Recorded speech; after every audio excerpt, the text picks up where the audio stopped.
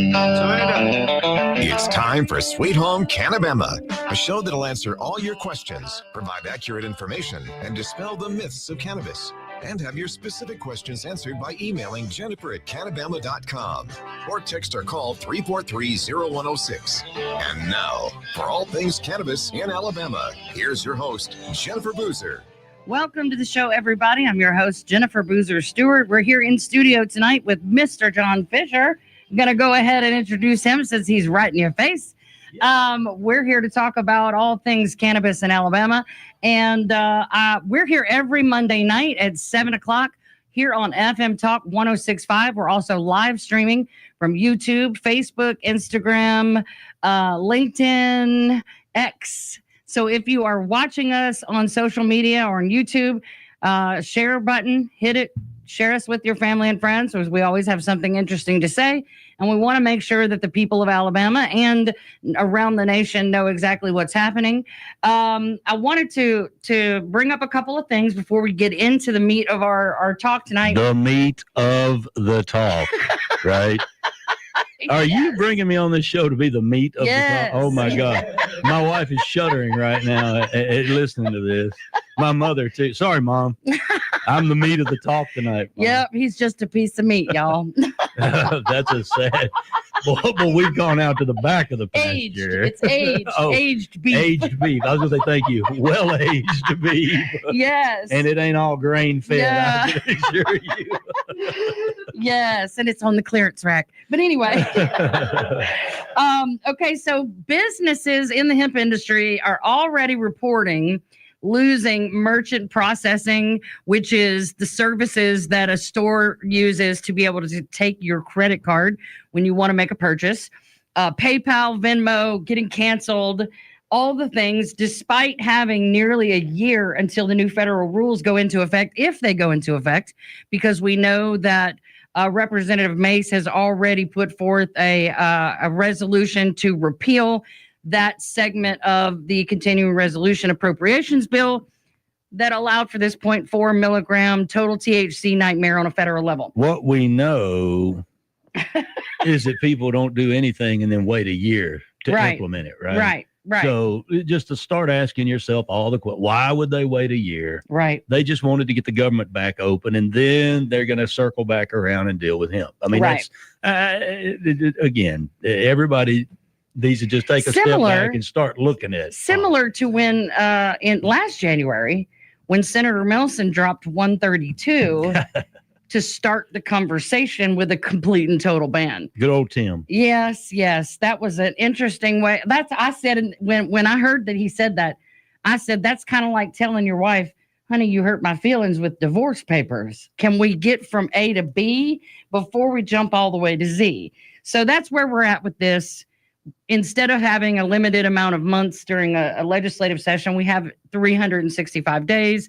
And we know that people like Rand Paul and Representative Massey and Mace are working on solutions for that. And there's a lot of lobbying going on. There's people in the hemp industry that have already been up in Washington, D.C. There's a buttload of money being spent. Let's just get right down to it. Right. There's a lot of money being spent. Well, alcohol has entered the chat. There's the alcohol makers who don't want this at all because it makes less bourbon and tequila sales. Oh, but then there's the alcohol makers and distributors that have figured out that want to, they want to hem up their bottom line that they're losing. If you can't beat them, buy them. Right. And so that's what they're doing. No, I mean, they're buying up companies and contracts. Not join them, just buy them out. Can't beat them, buy them. So the alcohol industry, a lot of these guys that have been losing market share to hemp drinks over the last 3 to 5 years, they figured it out. They're screwed. Literally, they are screwed.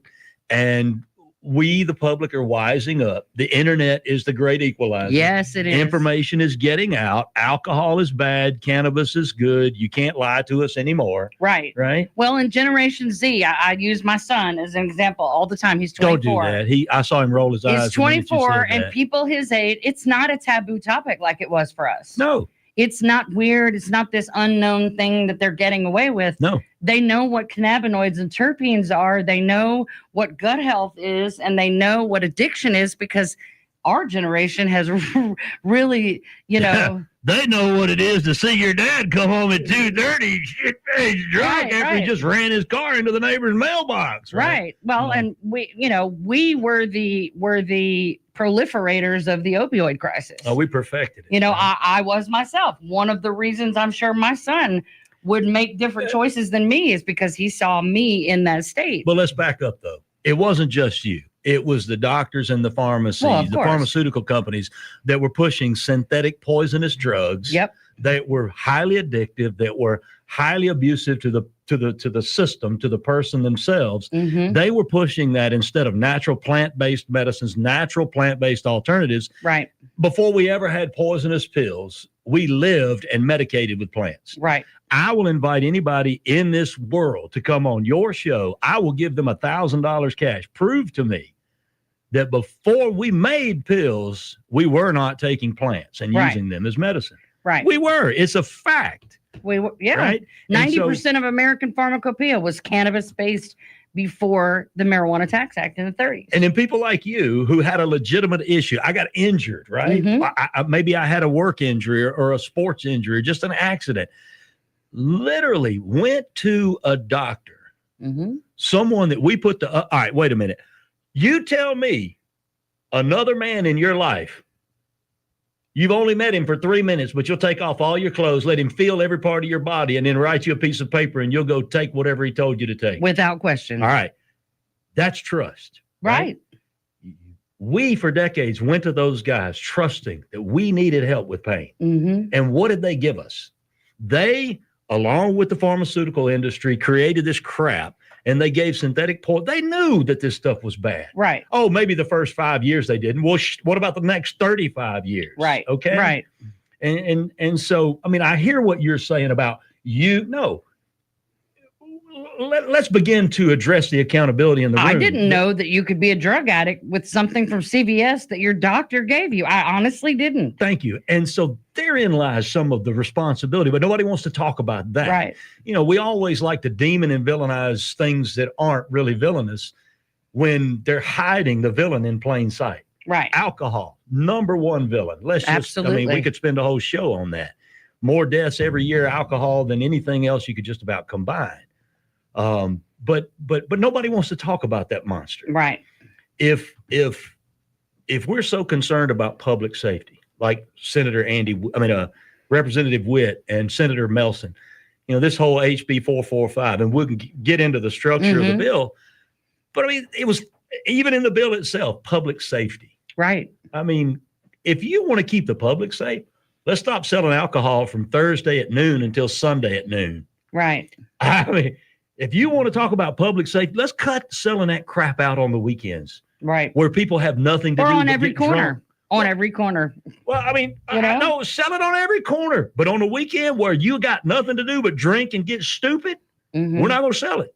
Because that's when most people get into accidents and fights and go to jail. I mean, the American public needs to quit accepting the lies of politicians. And I don't mean to lump them all in the same category, but that's what it is. Right. They call these public. Anyway, I don't want. There are no public safety issues here. They're creating them. They're fabricating them and selling them to the public. People like my parents for decades. And now that I know the truth, thankfully, I'm able to educate them. Right. But what's even better is they're seeing it for themselves. Right. No, my mom's the same way. They're pointing things out to me now at 85. Right. So that's why I said the internet is the great equalizer. Information is getting out. They can't keep lying to us any longer. Right. And I think that with this HB 445, there's several things that they did. Some good, mostly bad. But there's a lot in there. There's a lot to say in HB 445. There is. And we're going to get into that in a few minutes because words matter. Yes. And I love John's perspective because as an attorney, he is very honed in on the definition of every single word, every it and or the comma, everything. And I love for him to hand me a sheet of paper. And whatever the yellow highlighter part is, I'm fixing to learn something that does not occur to me. And so that's why one of the many reasons I talk to John as often as I do, but I wanted to have him on the show because, there's a lot of things that even I don't understand. And I am so sick of talking about this, y'all. We mentioned that. We are so stinking sick of talking about HB 445, but we can't really stop because until everyone understands what we are coming to understand, how can we fight this? Right. We don't know what and how we're supposed to combat this because we are just like they don't understand or claim not to. It doesn't seem they understand the intricacies of the plant and what they're even doing. We don't understand all of the intent and all those things. When we come back from the break, we're going to get into it more with John Fisher. Stay with us.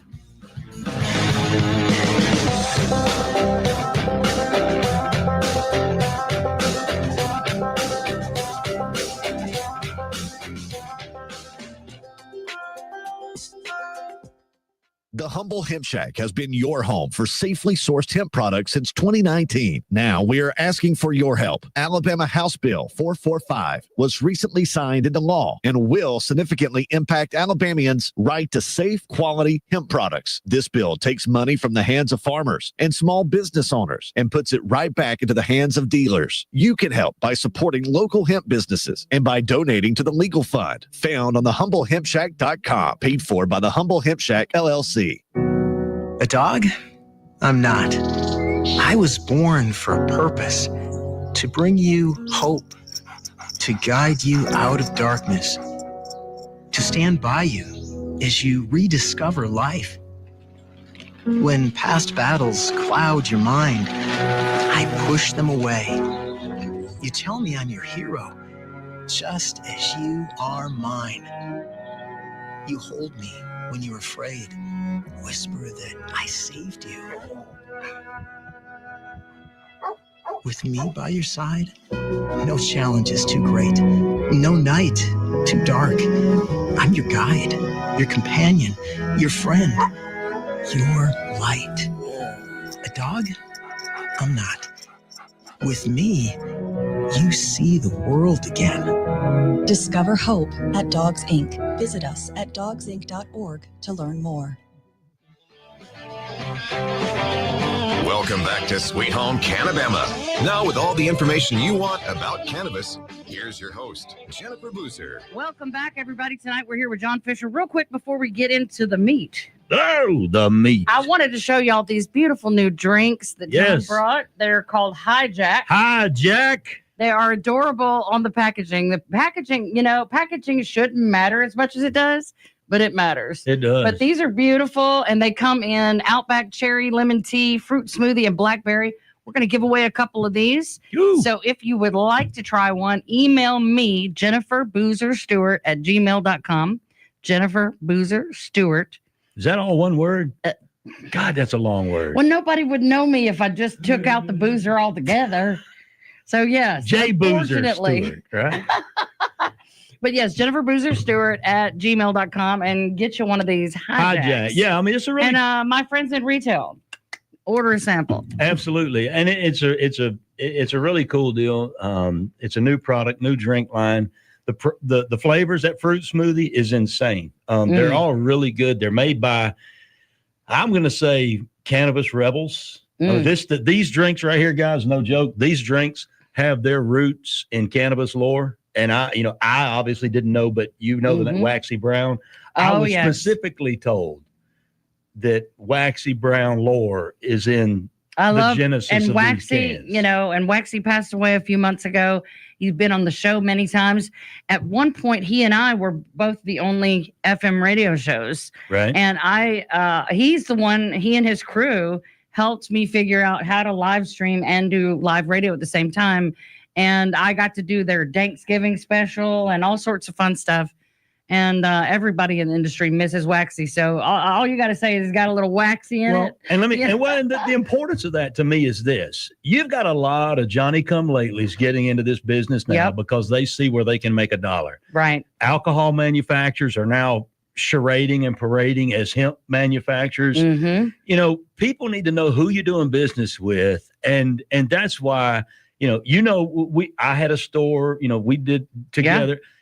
it's important to me, the products that I offer to the public, Right. to know that not only they're good products, but they're made by good people. Absolutely. And I love that I got to be picky in that way. Right. When you were the only one doing something in the beginning and the only highway into the region, you get to see everything. I got free stuff for the first 3 years, every single day. Isaiah can attest to the fact that we had sample drawers and sample boxes. I'm still going through all my things, still finding product samples that we just never got around to. But you get to know the CEOs, you get to know the growers. Well, you hope you do, right? Yeah. You hope that they're small enough or that they're personable enough that they will reach out and you will get to know them versus some guy sitting in a chair in a big city who's right. But you never came into Canabama and saw a national brand mass produced that everybody has heard of. Exactly. Because I knew that there were better products made in small batches by real people like John and Kara Grady in Missouri, and people like that who this is their life. They grow it, they make it, they live it. And that's who I wanted to do business with. People that loved what they do in this industry as much as I love what I do. And at the end of the day, our only concern was, is it safe? And is it effective? And will this help people? And that's all that mattered. I don't care about the big flashy names. And I'm with you. So that's why I have, and look, you won't see this anywhere. Hey, look at this. 4 packs in a fancy 8-pack carrying box. Right. Now watch it. You've not seen this anywhere before, but I bet you pretty soon you're going to see other people following our trend, right? Mm-hmm. So if you really want to do business with good people and know that there is cannabis lore and love in what you're doing, Hijack is definitely a brand of drinks that carries that. Right. And that's something that you ought to do. Put more of these guys out there. Yeah. The guys that Waxy served time for the plant. A lot of guys. Yeah. Even, and Waxy was a veteran. Yes. Waxy did it all. And he is part of that legacy market, the illegal black market that became the legal market. But the people that were doing it before it was cool and the people that were doing it before it was legal. Well, they were believers that were committed to something. And it's nice now to see things turn towards the truth. Right. And to see a lot of the struggles that people, look, I practiced law for 30 years. I've represented hundreds, if not thousands of people charged with marijuana crimes. Right. The things that I've seen people go to prison for 20 years for selling a bag of marijuana. Right. I mean, come on. Right. But anyway, those guys that back then made it through, guys like Waxy and all, we owe everything. Well, we definitely owe them a debt of gratitude and to say thank you. And so if there's other people out there that have that sort of heritage, those are the guys that we want to promote and do business with. Absolutely. And the people, you know what I'm sick of too? I'm sick of considering, now I'm not open anymore, but considering doing business with companies that don't have the, what's the proper word here? The cojones to get up and go lobby. You can say balls on the radio. Yeah.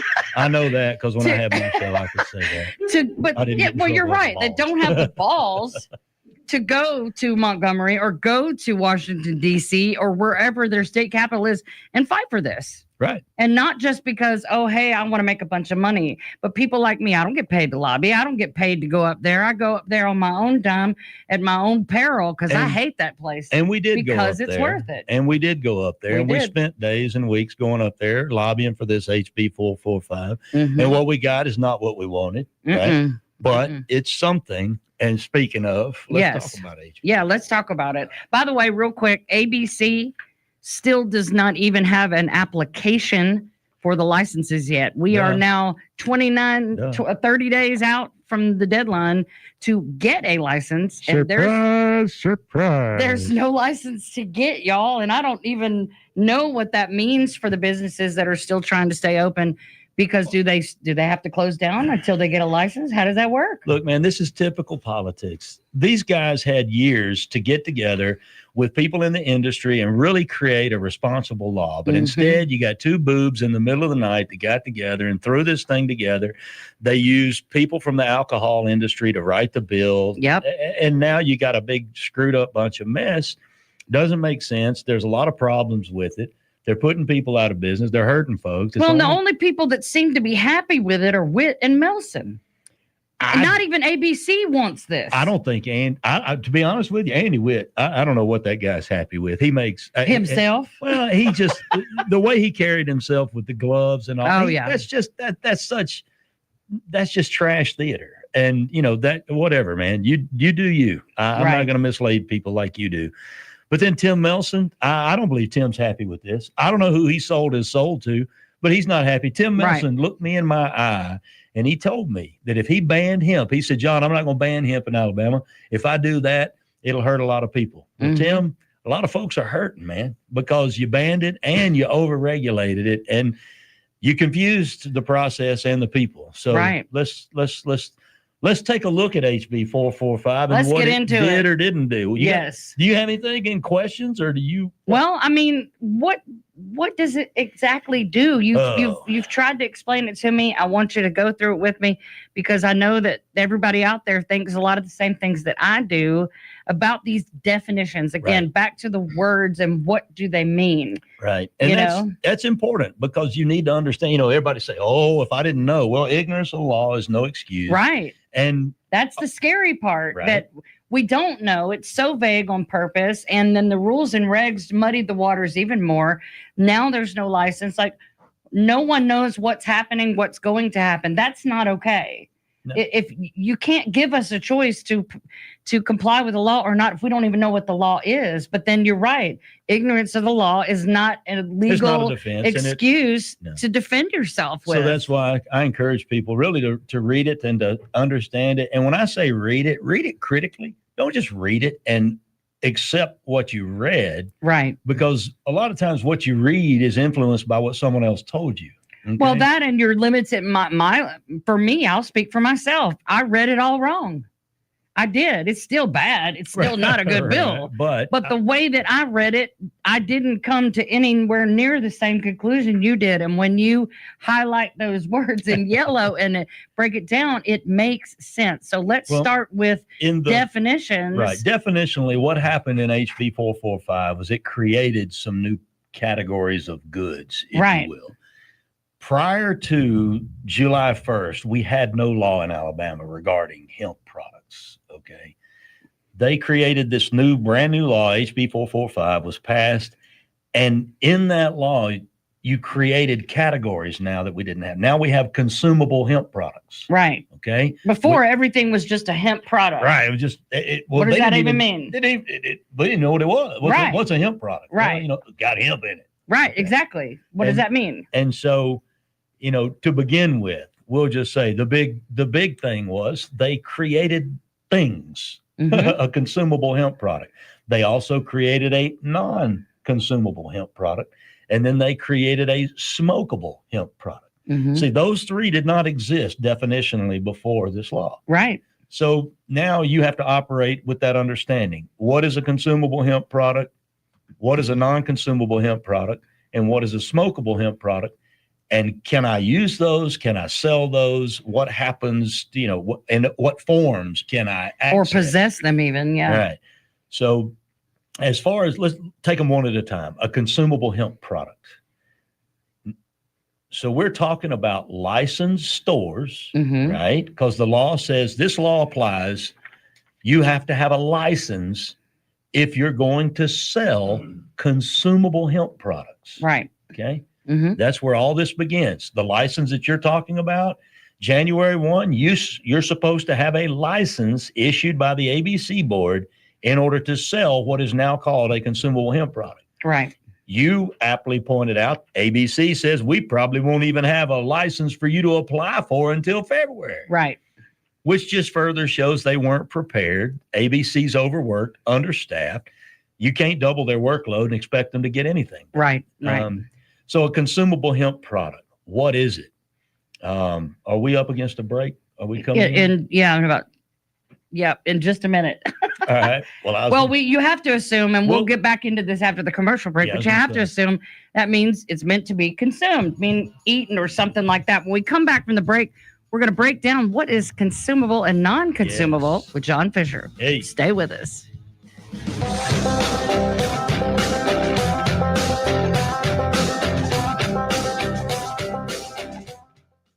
FM Talk 1065, the Gulf Coast Weather Authority, and Dr. Bill Williams. The Gulf Coast can expect showers and a few thunderstorms tonight. Low temperatures will be in the upper 40s at daybreak. For Tuesday, a few morning showers, then mostly sunny and cool with highs in the upper 50s. And the outlook for Wednesday, mostly sunny and cool again with highs in the upper 50s. This is meteorologist Dr. Bill Williams for FM Talk 1065. Good afternoon. I'm Peter Albrecht, WKRG News 5. Airbus says it has fixed the vast majority of planes impacted by a flight control issue. About 5,900 of the 6,000 aircraft impacted have received modifications. Last week, Airbus issued an alert saying some A320 family jets could have trouble with flight control due to solar radiation. This impacted planes not only made in Mobile, but in France, Germany, and China. The Cedar Point Pier in South Mobile County will be closed this week, possibly through Thursday. Crews are installing a large new shade canopy. Earlier this year, the pier was closed from March to October for a large-scale improvement project. Auburn officially introduced its new football coach today. Alex Golish, formerly of South Florida, will get paid almost $7.5 million a year. It's a 6-season contract.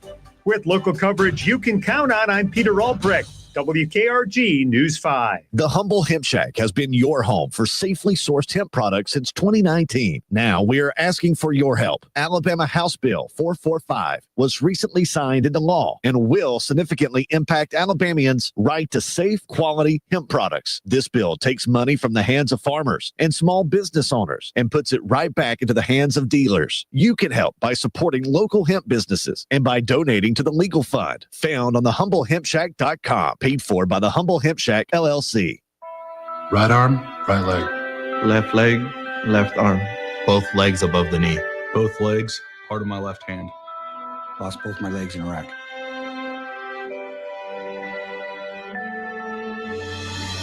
These 9/11 veterans are just a few of the heroes we serve at Homes for Our Troops.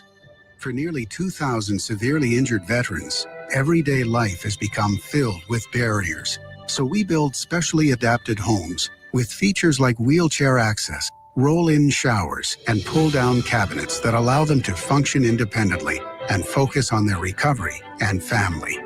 This life-changing gift of freedom is provided mortgage-free to these veterans, thanks to our donors and supporters. But we need you to join us too in completing this important mission. Please visit hfotusa.org and help build homes and rebuild lives. Welcome back to Sweet Home Cannabama. Now with all the information you want about cannabis, here's your host, Jennifer Boozer. Welcome back, everybody. We're talking with John Fisher. I want to jump right back in. We were just about to define what is consumable hemp. You've been sitting on the edge of your seats, we know. Yes. So let's get into it. So consumable, we have to assume consumption means put it in your body. No, you cannot assume anything, right? Well, that's what we're all doing. So right? You're going to tell us for sure. In order to, but that's the thing. In the law, they created a definition of not only consumable hemp product, they also created a definition for consumption. Okay. So I'm going to read this to you. A consumable hemp product is a finished product intended for human consumption that contains hemp, so forth and so on. Now, within the law, there are also other definitions, right? One of which is consumption. So it says a finished product intended for human consumption. The definition of consumption is, in the law, consumption is defined as ingestion or application topically to the skin or hair. Right. Okay. So now so then a consumable hemp product is a finished product that is intended for a human to ingest or to apply topically to their skin or hair. Mm-hmm. Okay, well let's look at ingestion. That's a funky sounding word. That sounds real funny, technical. Well, if you define ingestion, it means to eat for the purpose of digesting. So then you go a consumable hemp product is a finished product intended for eating or to be applied topically to the skin or hair. So now, moving forward, January 1st, in the state of Alabama, If you're going to sell a consumable hemp product, you must have a license. Right. So I have to have a license. If a store is going to sell any hemp product that is intended to be eaten or applied topically to the skin or hair. Right. So that's what's sold in a licensed store. Right. Now, what did you notice was missing from the definition of consumption? Vapor, inhalation. Inhalation, Mm-hmm. right? So now wait a second. Wait a minute. You're telling me that a consumable hemp product is only a product that is intended to be eaten or applied to your skin and hair. So if I'm going to sell a consumable hemp product, I have to have a license. Then all I can sell is something I can eat or I can put on my skin or hair. Mm-hmm. That's it. Mm-hmm. So then we go further on in the law. A non-consumable hemp product, not regulated, right? A non-consumable hemp product would be an unfinished product that is intended for human consumption, right? Or a finished product that is not intended to be eaten or put on skin or hair. Right. Okay, now wait a minute. So non-consumable hemp products are not regulated. Right. There's no packaging requirement. There's no milligram requirement. There's no license requirement if I sell a non-consumable hemp good. So if I sell a hemp product that is strictly for vaporizing, mm-hmm. under the law, you don't have to have a license to do that. Right. And it's not illegal. They sure didn't catch that, did they? Catch it or not, I think they intended it. I don't think that's a loophole. I don't think that's a catch. No, I hate the word loophole. Let's go back to the beginning. One version of the bill had inhalation in it. One did not. They merged them. They purposefully took inhalation out of the bill. Right. So now we know their intention. Their true intent was not to stop you from inhaling vapor. Mm-hmm. It was to keep you from either burning it. All right. So then we go to the third product. Right. All right. Now we have a consumable hemp product, which we know is something that has hemp in it. That's humans either going to eat it or put it on their skin or hair. Mm-hmm. Right. We have a non-consumable hemp product, which is any unfinished or finished product not intended for humans to eat or put on their skin or hair. Then you have a smokable hemp product. And see, that's what freaked everybody out in the beginning. Right. Everybody in the beginning took this knee-jerk reaction that vaping was smoking. Right. Right. Everybody flipped out. Right. And it drives me crazy that lots of people think that it is smoking. Yes, but it's not. Now, it's not. And this is not John Fisher, lawyer playing doctor or scientist. Right. I literally have one of the premier, foremost scientific experts in the United States of America on staff, formerly at Ole Miss, who is called one of the pioneering fathers of gas and liquid chromatography. Okay. If there's anyone in this country that's qualified to know about this product, this substance, how to test it and what to do with it, it's this guy. Right. And I have an official opinion, smoking, vaping, scientifically distinct, not the same. One destroys the product, which is burning, combusting, smoke. The other one simply changes it to a form within itself so that it can reconstitute itself when it's over. Right. And they're not the same. So smokable hemp products. So what is a smokable hemp product? Well, according to the legislature, let's look at what they say. Right, because they're the experts. Right. Well, they say that it is now this is not a laundry list. It's not exhaustive, but they say any plant product, hemp plant product, or raw hemp material that is marketed to consumers. There's the rub. Marketed to a consumer as a hemp cigarette, a hemp cigar, a joint, a bud, a hemp flower, or ground hemp flowers. So if you look at what they're saying, okay, any hemp product, you cannot market it to a consumer as a smokable product. Right. I mean, because let's face it, I can take hemp bud, I can grind that up, I can put that literally directly into brownies or peanut butter cookies. Right. Okay. I can grind it up and I can make a tincture out of it and extract it either into alcohol or butter and make butter to cook anything with it. Right. You can even use it to make your own topical. Absolutely. I could take that same ground up bud and I could put it in a vaporizer at 200 degrees Celsius and take all the oils out of it. And I could completely, I could fill the room with it, smell it, smoke it, do whatever I want. That's right. Inhale it, right? So there are a million things you can do with hemp other than just burning it. Right. And so I believe that the legislature recognized that.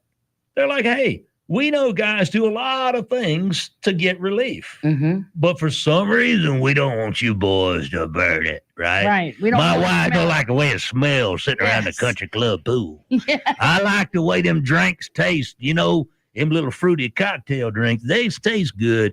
And them gummies, my kids love them gummies, but we don't like the way that stuff smells, so you ain't going to smoke it. I mean, seriously, tell me what sense does it make? You can drink it, you can eat it, but we're not going to let you smoke it. Right. That's the biggest bunch of crap. So anyway. Right. I agree. So the only thing about a smokable hemp product, it only becomes smokable if I market it that way. According to the state of Alabama, that is true. I mean, so I can have hemp in a package. The same package, I can make it 3 different things, sold, licensed. I can take a pack of hemp, and depending on the label I put, you can sell it in your licensed store or your unlicensed store. Right. Doesn't matter. If I tell you that it is a finished product that is intended for human consumption, meaning you're to go home, grind it, call it grind and go, grind it up, put it in your brownies. It's 10 milligrams per pack. Right. You can go do that. Right. But if I tell you that it's not for human consumption, you're supposed to go home and vaporize it. You don't need a license to sell that. You can sell it at the hardware store. Right. Exactly. Anywhere. I mean, does this make sense? It does.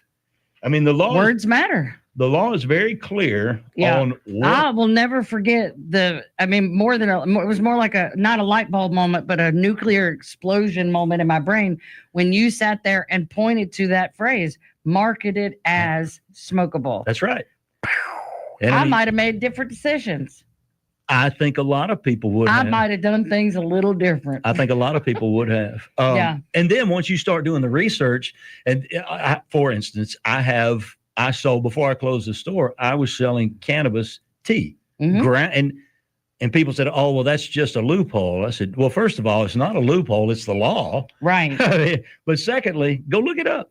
Right. There are ridiculous medicinal benefits to drinking cannabis tea. Absolutely. The fact that we've always sold tea. Well, the fact that you didn't do it or that your friends didn't do it doesn't mean that it doesn't exist. Right. It did. I mean, I've sold tea with hemp bud in it and other botanicals, like hibiscus and oolong and chai and pumpkin spice and winter mint, and it had. You sold it with pumpkin spice? I know. They ought to it's a thing. It's that ought not even It's a white girl thing. Wow. Yeah. No, that's an old white woman thing. Yeah. Well, I don't drink it. But nobody wants weed and pumpkin spice. Some people do, man. Some people do. I guess. The right terpenes, I'm sure it would be. Well, it's just like, why would anybody want a blue raz gummy? But I sold the snot out of the blue raz gummy. Because they're good. And they make you feel nice. To each his own. Right. Because our customer, Abraham, loved him some tea. And the Brothers Apothecary makes fantastic tea products with hemp flower in the tea bags. There you go. And we had that on the shelf for years. I just gave my sister-in-law some leftovers from the store, every flavor I had, because tea has always been a thing. So you're right. And that's a cool thing. There's a million other things that I've learned since, right? And how people have used it. So bottom line, HB 445 created a category of consumable hemp products. And those are finished products that are intended to either be eaten or put on your skin or hair. Those are required to have a license in order to sell. A non-consumable hemp product, obviously, it is an unfinished product or finished product that is not intended to be eaten or applied to the skin or hair. Right. That would be something that I wanted to vape. A lot of people would come in my store. They don't want to use a vape, i.e. oil, right? Because they don't necessarily trust it. Even though they're safe, I only stocked and sourced clean products. Right. Some people have had bad experiences from bad products. And I'm not here to argue with them. Right. So I would then say, well, what about it? And they don't want to burn it. I mean, I get it. Some people, they're allergic to smoke. They don't like the smell of smoke. But they learned that you can vaporize your cannabis. Right. And then you don't Lots of burn people it. do. You get the flavor, you get the benefits of the terpenes, the entourage effect of all the cannabinoids, but you're not burning it. Right. And so which means less degradation of the actual product that you get. You get more cannabinoids and terpenes because you're not destroying that part of the plant, because you do. That's why the conversion from THCA to THC is 0.87, because you're going to lose a little bit of that cannabinoid content from burning it. Right. And I'm just so consumable hemp products, you got to have a license. They're regulated. That's if you eat it or apply it to the skin or hair. If you vaporize it, you don't require a license. Right. It's not a consumable product. If it's vaporized, inhaling does not mean consumption within the law. We'll be right back with John Fisher. Stay with us.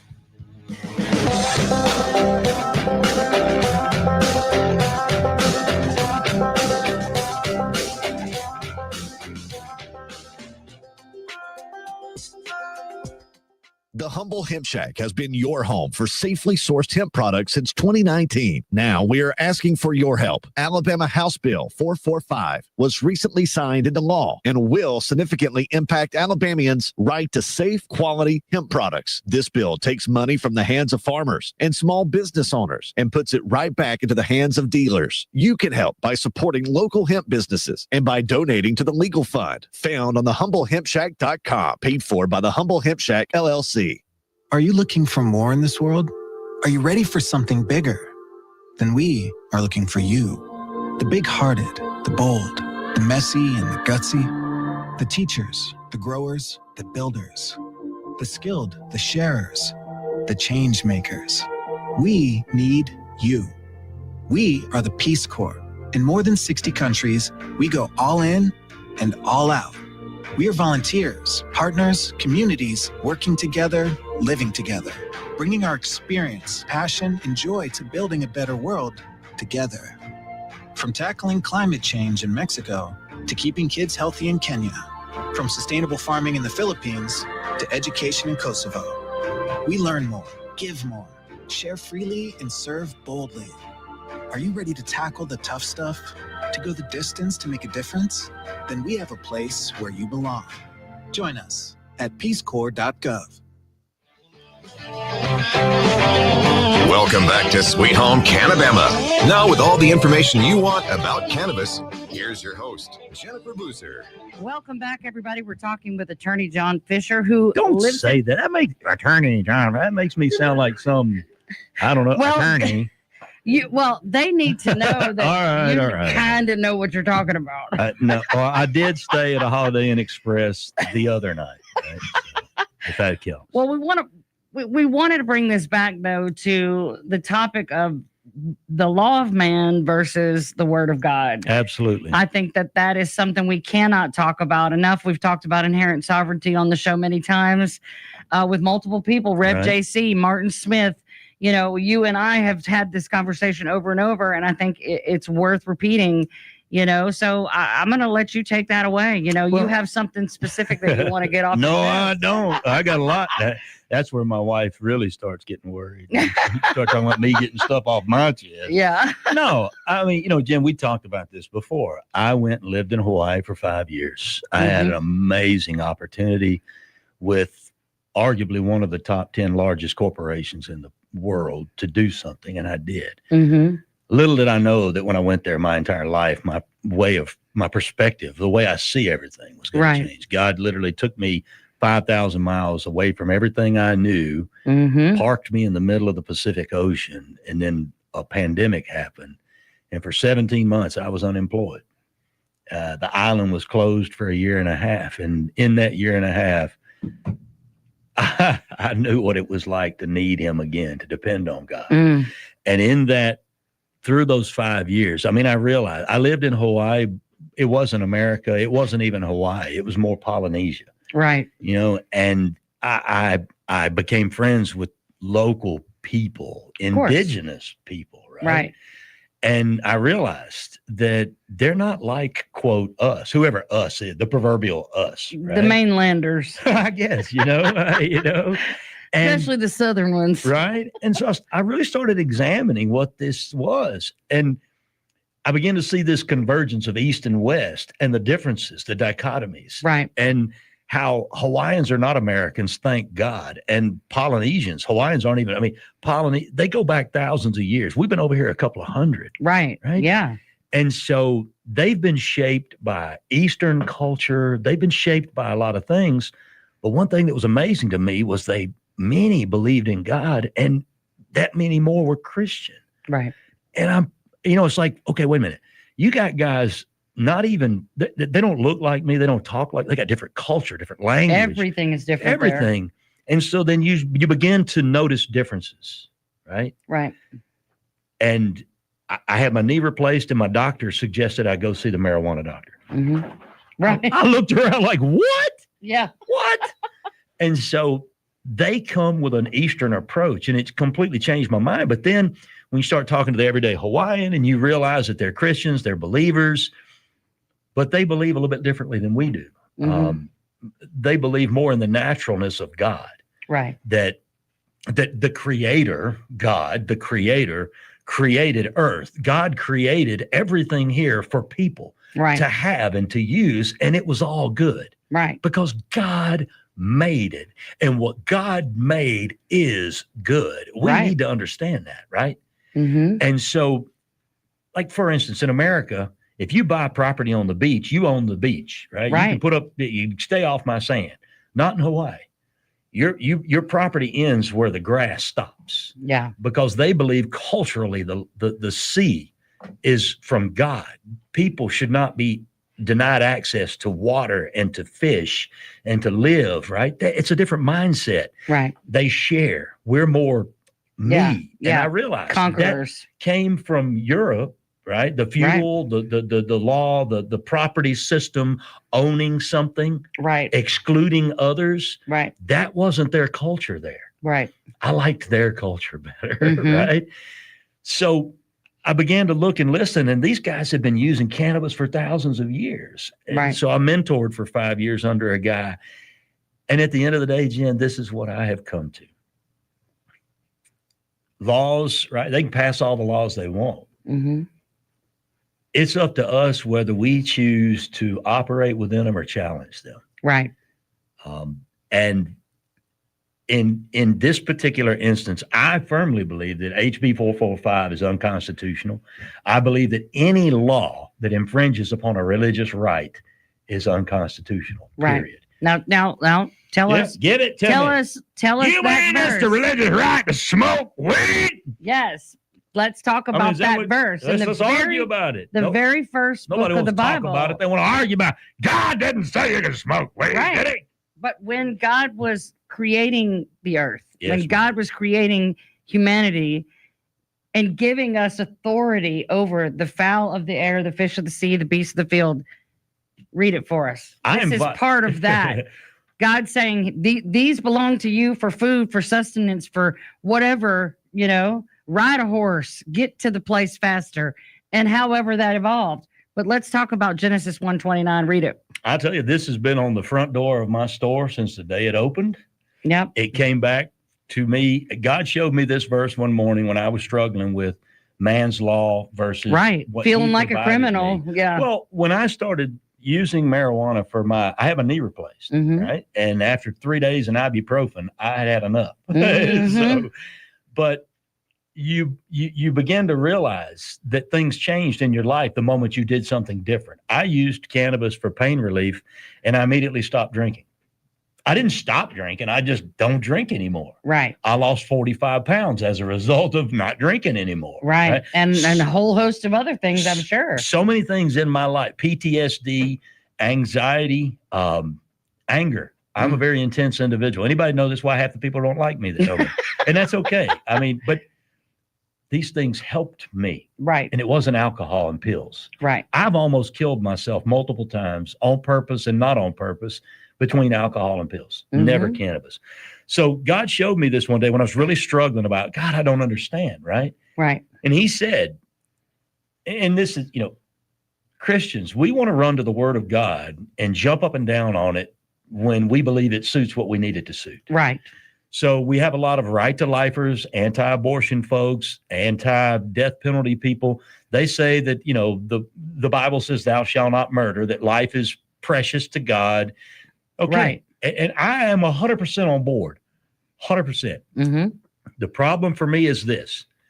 Genesis 1:29 says, behold, I have given you every plant yielding seed that is on the face of all the earth, and every tree with seed in its fruit. You shall have them as your food. That is a direct quote from God, our Father, the Creator. His shall, when he said, I shall have them, is no less effective than when he said, thou shalt not murder. Right. I agree. So conscientious objectors can stand on thou shalt not murder. Pro-lifers can stand on thou shalt not murder.